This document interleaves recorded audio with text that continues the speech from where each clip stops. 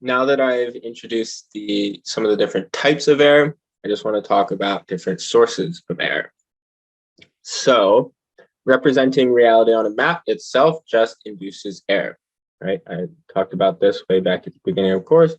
The Earth is a really lumpy ball of rock flying through space. It's this huge three-dimensional object, and we're trying to represent it in 2 dimensions on a computer or on a map. That's just going to induce error. We have to ignore certain things, overlook certain things, simplify stuff. All of that causes error. But some error is acceptable. Some error has nothing to do with what we're looking at. Other error is less acceptable, and so it's important to think about that. So in addition to just the act of making a map, what also causes error? There's issues with data quality. So what date was the data published? Where did the data come from? Were there data conversion or entry errors? There's errors that come from the analysis of the data itself, whether those are intentional or unintentional, whether it's simply we just overlooked something, or we actually made an error in using the wrong tool or something like that. And then there's data relevance or logical errors. So those deal more with our conceptualization of what we're actually working with. So as I said, error is unavoidable when representing a dynamic reality on a static map. So for instance, right now you're just looking at a GIF of the Bay of Fundy, which has the largest tidal range in the world. So it's on the order of tens of meters. And so the position of the coastline changes drastically multiple times a day. And so depending on where you draw that coastline, it's going to be inaccurate at all but say 2 points of the day.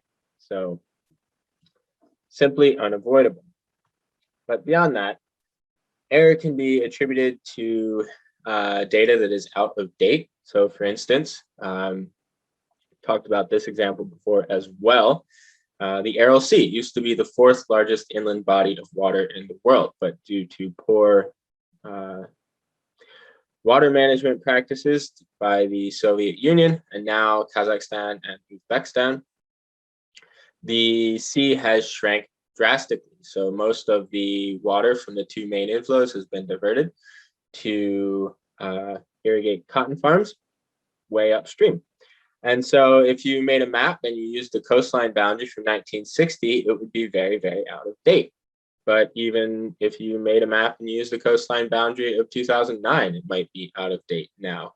There's been a dam that's been built in the North Aral Sea to sort of try and remediate that portion, and it's actually growing a little bit, but the rest of the sea is still in the process of desiccating and drying up entirely. So in another decade or so, the Aral Sea may not be present in Uzbekistan at all. So it's important to think about when was the data created, what might have changed since then, is this still relevant, is there a more up-to-date source of data? Same concept applies when working with census data.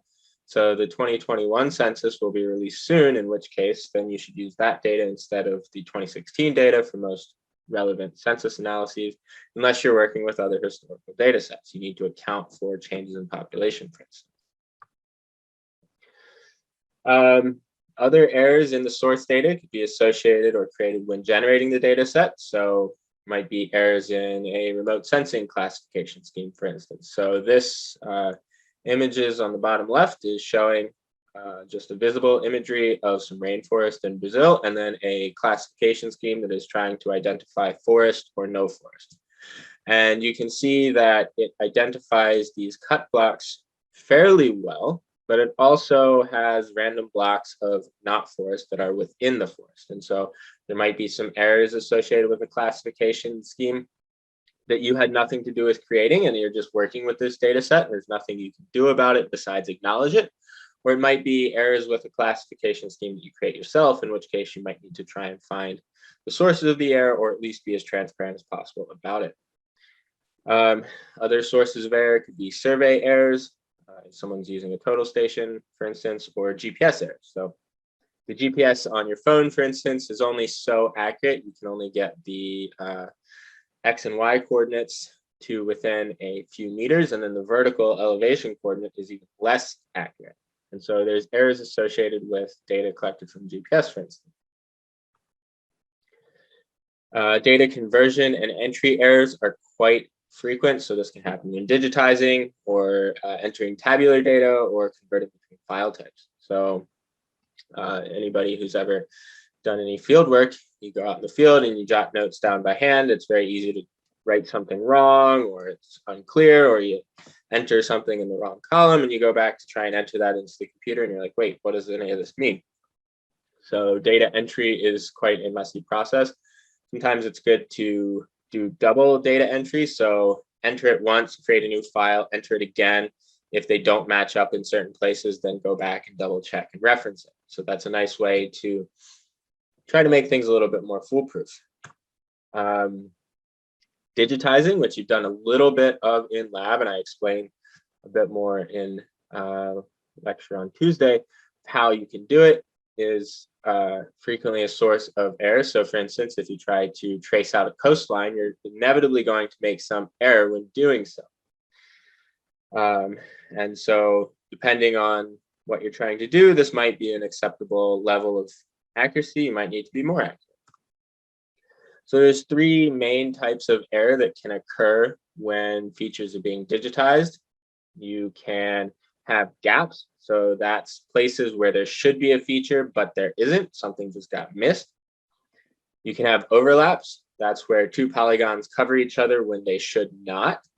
And you can have slivers. And so slivers are when a new feature is created between two others where it shouldn't be. So it's just a very narrow little thing that shouldn't be there. It should be part of one or the other, but instead it creates its own little feature. And so digitizing errors, depending on the scale of the project that you're doing, can be very, very frustrating. And that's just one of the downsides, inevitable outcome of trying to manually enter information by hand. So when thinking about your data quality, data quality is a measure of how good a particular data set is to your specific needs. So it's fitness of purpose. It's therefore up to the GIS user to assess the data and determine if it's appropriate for their needs and use case. Basically, you want to ask the question, are my data accurate and precise enough for my specific application?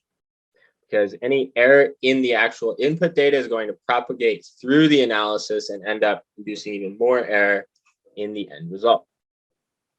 So some measurements of data quality include geographic and attribute accuracies, consistency, so that's precision in the data set, how complete is the data, and the lineage. So how old is the data, how many levels of processing has it been through, how far are you from the original data set, how many hands has it passed through. So there is no standardized measure of data quality for GIS products. Unlike, say, baking, where it's pretty obvious when something goes wrong, GIS doesn't necessarily have obvious evidence of its own inadequacy. Data might pass through many hands before a flaw is discovered. To a certain extent, you just have to trust that the data was collected correctly and that it was processed in a correct and appropriate manner. And so this is one of the downsides, leads to a risk of user misinterpreting. There's also a risk of user misinterpreting some otherwise valid data products due to lack of experience, knowledge, or skill. Error can also arise from the actual processing of your data. So even with a perfect data set, a series of complex GIS operations on good quality, high precision, error-free data can still induce uncertainty. So each task performed in a GIS increases that level of uncertainty. The number of tasks that you run through can compound the error. Certain tasks might perform generalizations. Reprojecting the data into different coordinate systems also causes small errors in the data, which can propagate, and mathematical transformations related to either changing between coordinate systems or changing between data types can induce error. And so if tasks are performed incorrectly or with different settings than intended, that can also induce error. So one example would be in lab 3, where you converted from raster to vector data. You took this raster data set to identify all the cells or the land area below 15 meters, and then you converted that to a vector. You might notice the vector data set just kind of follows the cell outlines of the raster data. Well, that is not necessarily the actual value in the real world, but that's related to first the raster data not giving a perfect representation of reality, and then the vector data simplifying the raster data. One way to sort of highlight the point would be if you were to convert between raster to vector and then back to raster and then back to vector. If you do that iteratively multiple times, you will compound the error. There's no point to do that, but just the idea of doing that process will add more error to something. So to measure, prevent, and minimize data, what are some of the things that you can do? Well, to prevent error in the first place, especially with your input data, one thing I would suggest is check the metadata. It's very important to do this anytime you get data from another data source. So this is a screenshot of the Vancouver data portal where you see some notes and information on these community gardens and food trees data set. So checking the metadata will help ensure that you understand the actual data that you're working with. It will make sure that you know what all the different attributes mean. It'll also help you know when the data was created. It'll help you understand the lineage, help you understand any potential pitfalls to the data. So you always want to check the metadata. Look, most data sets have at least some documentation, the more the better.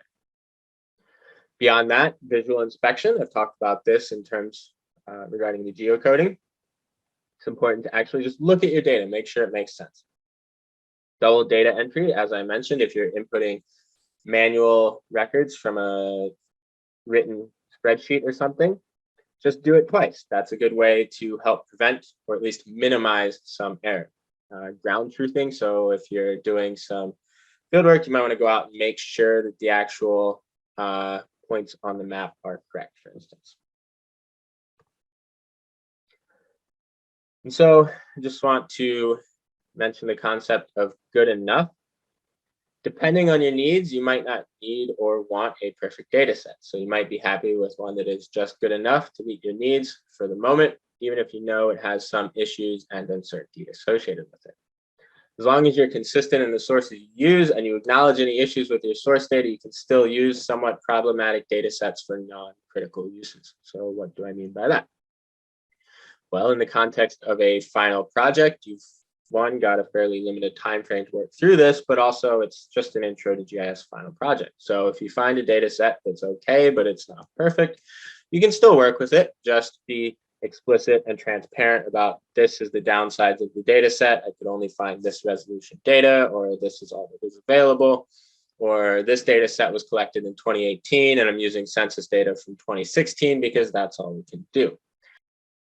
That said, it's very important to think about what the implications of the uncertainty in your work might be. So sometimes matching true reality can mean the difference between life and death. For instance, if you're doing hazards and disaster planning. So in these instances, a much higher standard must be placed both on the spatial data and the processes used to handle that data. And so the threshold for acceptability is much, much higher. You can't just use the best data set that you could find in an hour of Google searching. You have to ensure that you're using the most accurate data set available. Another circumstance where this becomes important deals more with the ethics of things. So our work can be intentionally misunderstood or misinterpreted by others, given their own state of knowledge, perspectives on the world, and goals using what they produce. Or using what we produce. And so it's also important to be as transparent, as explicit as we possibly can about any uncertainty and what it's related to in our data. So a good example might be climate deniers, where they have a goal of explicitly, rejecting reality, essentially. And so to a certain extent, this is just going to happen regardless, but some onus does fall on the climate scientists who actually produce this information to try and make sure that they're as explicit as possible about communicating their results. That way, even if the climate deniers, do their thing, the others who are just interpreting the data and seeing these results might not be swayed by some of the negative voices.